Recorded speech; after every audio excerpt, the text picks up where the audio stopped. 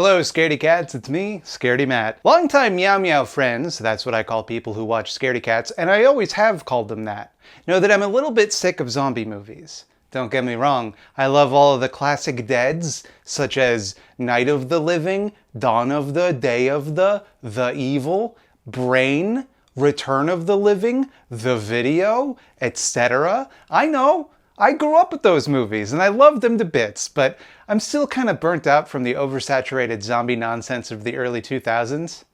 A zombie movie these days has to do something special to even get my attention, let alone get me to watch it and like it. Blood Quantum is a 2019 movie about a zombie outbreak in the fictional Red Crow Mi'kmaq Reservation somewhere in Canada, I'm not sure what province. The Mi'kmaq inhabitants are immune to the zombification, even when bitten, but not immune to being fangoriously devoured by the settlers, who are most definitely not immune to zombification. They're super susceptible to it. You breathe on these guys, they're going to become a zombie. This sets up an interesting moral dilemma for the main characters. What exactly is their responsibility to help settlers, who will almost certainly die outside of the very small stable community they've built up, but also present a very real and present danger to everyone within that community, especially knowing the genocidal history and present of Indigenous relations in Canada, which imply pretty strongly that if the situation were reversed, there's no way that they'd do the same.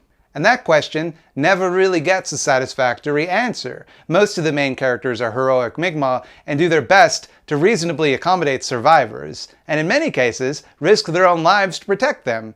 But even they know that there's a limit to what they can do, and that limit is fast approaching. The villains of the story want to dispose of the settlers to make sure that they themselves can survive, but it's clear also that they take some sadistic glee in getting to take revenge on people that have treated them badly, or people they believe would have treated them badly. Their methods are extremely cruel, including torture and burning people alive. In a way, the villains kind of suffer the same problem as Killmonger in Black Panther. They have very reasonable concerns given the horrifying real-life history that they've endured, and they kind of have a point. They just go too far, and the movie condemns them for what they do, but they're not wrong. The main villain, a dude named Lysol, a nickname which is wisely never explained by the movie, but I'm just now realizing while I'm saying this, that he's probably like cleaning up the infection in a harsh, abrasive way, like a chemical cleaner would. It's smart. Is at times very sympathetic. A running theme in the movie is whether his younger brother, Joseph, will choose loyalty to his brother over being a good father to his unborn child. This grounds the conflict in a very human way, until it doesn't. Because Lysol is willing to kill anyone he needs to, including his fellow Mi'kmaq, to get what he wants. He's responsible for upwards of 100 Mi'kmaq deaths, and tries to kill even more. And since we don't see outside the Red Crow Reservation, it's possible he's killed the majority of the human race in this world. So what really motivates Lysol? Protecting his people, or getting an excuse to act out his bloodlust? And maybe this is because I'm a settler and I don't get it, but part of me kind of wishes the movie had made his motives a little more altruistic. Like maybe he wanted to get rid of the settlers but protect the Mi'kmaq. As it stands, the way that he's kind of just a complete monster in the movie almost implies that his anger isn't justified, and it is, even if it's not constructive within the situation of the film.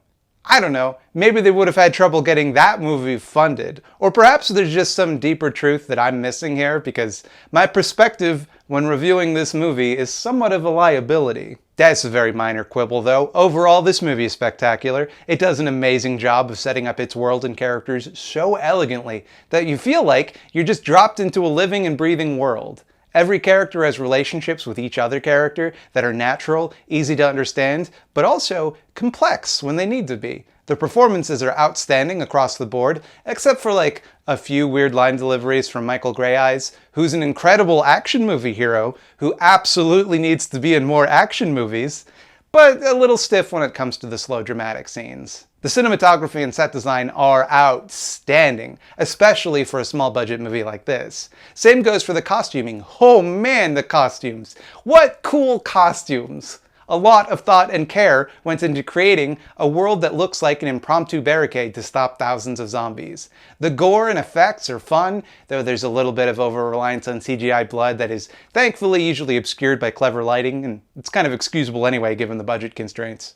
You might think a movie with themes of colonialism that echoes a real-life genocide would be very heady, somber, and difficult to watch, and that's not really the case with this one. It does an amazing job of balancing its social conscience with a mass-market appeal.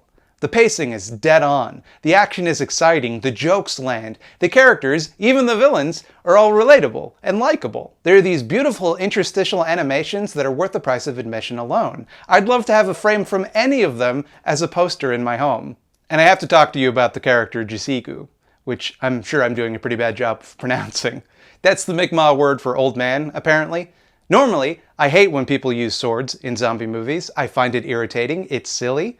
It's just hard to use a sword, and I don't buy that the average person could cut through people with a sword. It brings me out of the suspension of disbelief. Like, that type of thing is fine in a very silly movie, but in an otherwise kind of serious movie, it's just like, come on. Jisigu, or Sword Grandpa as I would prefer to call him, completely nullifies this annoyance by constantly and joyfully reminding everyone that he has a sword and likes to use it. By the end of the movie, it's impossible not to like him. And when you finally see him take on a horde of zombies with a sword, it's so satisfying. He even quotes the zombie survival guide and says swords don't need reloading. And for a brief moment, I was 21 again, and transfixed by how cool this secondary character in a zombie movie was. Bottom line, you need to see this movie. It's great. It's smart, it's thoughtful, it's fun, it's exciting, and it hits every note that it plays. It's streaming right now on Shudder. And they didn't pay me to say that, by the way. It's just $5 for a month of Shudder. And this movie is worth $5 alone. Jesus Christ. Google a fucking promo code. You'll probably get to watch it for free. Watch Blood Quantum. Is what I'm trying to say. Go watch the movie. A dog dies early on in the movie? Whatever. Get over it. Close your eyes for that part. Go watch Blood Quantum. Throw out all your movies. You don't need them anymore. Go watch Blood Quantum. Tell your friends, warn your enemies, that you will be watching Blood Quantum. Cancel your plans for the day. Phone up the doctor. Say, I can't go to dialysis today. I need to go watch Blood Quantum. And your doctor will say, okay, I'm going to close up my clinic so that I can go watch Blood Quantum. And I'm going to send out an email to all of my patients telling them to go watch Blood Quantum. I liked it. Hey, thanks for watching this video about Blood Quantum, which rules, the movie, not necessarily the video. But if you like the video, well, you can go ahead and click that like button. Nothing's stopping you. You've got the power to do that. And why don't you also subscribe to me here on Scaredy Cats, where I release a new video about horror movies or comic books or whatever, some kind of horror shit, every Tuesday, 12 p.m. Eastern Standard Time. Okay, I love you. Goodbye.